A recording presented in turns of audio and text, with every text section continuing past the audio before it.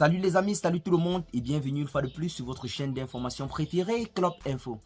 Aujourd'hui, on s'étape pour une nouvelle note d'information du côté de la Côte d'Ivoire pour parler de cette traque acharnée qui a été une nouvelle fois lancée contre l'ancien chef du Parlement ivoirien Guillaume Kigbafoury Soro. Depuis 2018, après avoir brandi son rêve de vouloir briguer un mandat présidentiel du côté de la Côte d'Ivoire, celui-ci fait l'objet de nombreuses traques venant de la part de son ancien allié politique, le président de la République de Côte d'Ivoire, son Excellence Alassane Dramane Ouattara. Guillaume Kigbafoury Soro, malgré sa condamnation à 20 ans de prison ferme et une amende de 15 milliards de francs CFA par la justice ivoirienne, garde toujours son rêve politique, soit de devenir président de la République de Côte d'Ivoire. Un rêve qui, bien que semblant impossible, est à quelque sorte craint par le gouvernement actuel du côté de la Côte d'Ivoire. Rappelons-le que Guillaume Kigbafoury Soro a tenu une rébellion armée du côté de la Côte d'Ivoire, ce qui lui a valu un important soutien de nombreux éléments dans l'armée nationale. Et jusqu'à aujourd'hui, une présence de Guillaume Soro autour de la présidence de Côte d'Ivoire peut véritablement attirer de la peur et de la crainte car il reste un homme politique très influent dans le pays. En ce moment, nous sommes à quelques mois seulement des élections présidentielles qui se tiendront d'ici 2025 et la classe opposante semble être très faible. Quand je dis faible, ce n'est pas pour minimiser la présence des personnes telles que Laurent Gbagbo, mais c'est véritablement ce qu'il faut noter car Laurent Gbagbo, bien que étant toujours dans l'opposition et étant même candidat aux élections de 2025, semble voir sa candidature invalidée.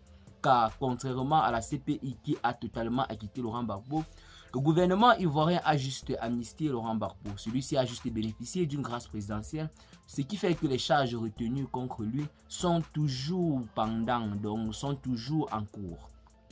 Laurent Gbagbo garde bel et bien ses ambitions politiques et compte bel et bien se présenter à la tête du PPACI qui est bel et bien son nouveau parti politique après la perte du FPI.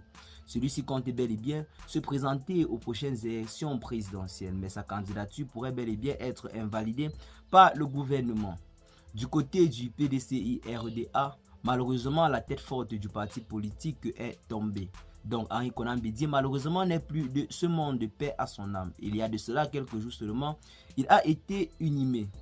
Guillaume Soro vient en puissance pour renforcer l'opposition politique ivoirienne, mais celui-ci ne cesse d'être traqué sans cesse.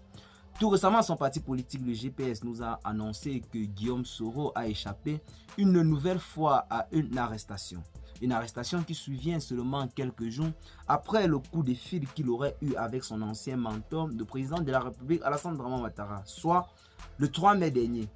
Le 3 mai dernier, l'on nous a annoncé que Guillaume Soro aurait eu une conversation téléphonique avec le président de la République de Côte d'Ivoire, Alassane Ouattara. Une conversation téléphonique qui allait certainement dans le sens de la réconciliation. Une réconciliation tant souhaitée et acclamée par le peuple ivoirien. Mais les révélations que nous avons aujourd'hui font état de ce que c'était juste une ruse du gouvernement ivoirien pour capturer l'ancien président de l'Assemblée nationale Guillaume Soro qui en liberté est en quelque sorte plus nuisible et imprévisible car il peut attaquer à tout moment. J'étais disant que celui-ci a organisé une rébellion armée du côté de la Côte d'Ivoire qui a véritablement secoué le pays. Une rébellion armée qui a beaucoup menacé en quelque sorte le gouvernement de l'ancien président ivoirien Laurent Gbagbo, et c'est après son alliance avec le président actuel de Côte d'Ivoire Alassane Dramane Ouattara que celui-ci a pu accéder au pouvoir après les échéances électorales de 2010 qui a conduit à une crise post-électorale. Cette même crise post-électorale qui a amené Laurent Gbagbo du côté de la Cour pénale internationale et qui a été heureusement acquitté quelques années plus tard. Guillaume Soro en ce moment garde toujours son rêve de briguer un mandat présidentiel Et qui dit briguer un mandat présidentiel du côté de la Côte d'Ivoire dit être un adversaire du président Alassane Ouattara, car c'est ça le jeu politique. L'opposition est toujours l'adversaire du gouvernement en place. Ce qui fait que Guillaume Soro ne cesse d'être persécuté depuis lors, car sa capture entraînerait certainement moins de crainte dans le camp de l'équipe au pouvoir. L'équipe au pouvoir qui, de son côté, n'a pas de véritable héros pour les prochaines échéances électorales. Là, on attend certainement ce discours du président de la République du 18 juin prochain, où l'on ne sait pas s'il briguera un 4e mandat ou pas. Mais celui-ci avait dit ne pas vouloir briguer un autre mandat présidentiel et que celui-ci était son dernier. Mais au sein du RHDP, l'on ne voit pas une véritable grosse tête pour le représenter à la tête du parti.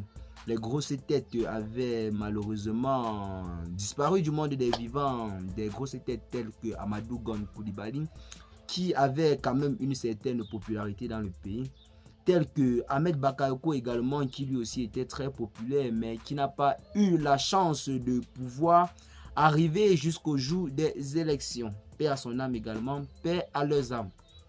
Donc aujourd'hui là, c'est Guillaume Soro qui se présente comme étant l'adversaire politique le plus féroce du côté de la Côte d'Ivoire. C'est un adversaire politique de taille, bien que ses déboires judiciaires l'empêchent de rentrer directement au pays et d'enclencher son programme politique. Mais celui-ci reste dans les alentours, des alentours qui ne semblent pas être appréciés par le chef de l'État ivoirien, raison pour laquelle il faudrait capturer rapidement Guillaume Soro selon eux pour avoir la paix du cœur. Mais jusqu'à présent, c'est une fois de plus une tentative d'arrestation manquée de l'ancien président de l'Assemblée nationale.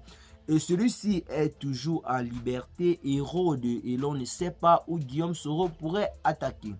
Car, rappelons-le, je dis et je le redis, il a tenu une rébellion armée du côté de la Côte d'Ivoire, une rébellion armée qui a beaucoup endeuillé le pays et beaucoup eu une influence sur la classe dirigeante ou alors sur le gouvernement à cette époque dans le pays. Donc, Guillaume Soro reste toujours là et continue de nourrir son ambition de briguer un mandat présidentiel en 2025, chose qui visiblement ne semble pas arranger son mentor politique Alassane Ouattara. Qu'est-ce que vous en pensez pour ce qui est d'un retour de Guillaume Soro du côté de la Côte d'Ivoire? Pourra-t-il concrétiser son rêve? Dites-nous massivement dans les commentaires, partagez la vidéo avec vos amis si vous l'avez notamment trouvée intéressante. Abonnez-vous à la chaîne si ce n'est pas encore fait et à très bientôt les gars pour de nouvelles notes d'informations. Ciao.